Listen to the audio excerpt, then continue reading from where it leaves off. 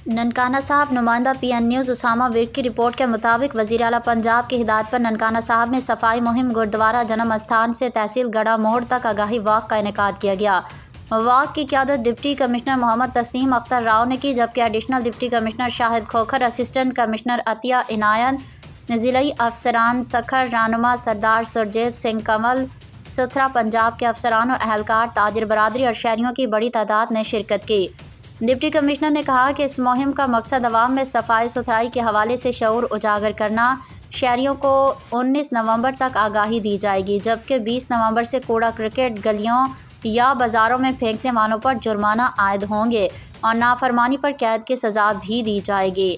DC का कहना था कि ननकाना साहब को ज़ीरो वेस्ट सिटी बनाने का हदफ मुकर्रर किया गया है। सफाई टीमें घर घर से कचरा उठाने को यकीनी बना रही हैं और शहरियों से अपील की गई है कि वो भी ज़िली इंतज़ामिया का साथ दें। उन्होंने मीडिया से गुफ्तगू करते हुए बताया कि वज़ीर आला पंजाब ने ननकाना सिटी के लिए 6 अरब रुपए के फ़ंड्स मंजूर किए हैं, जबकि दीगर शहरों के सीवरेज स्कीमों की भी मंजूरी दी जा चुकी है।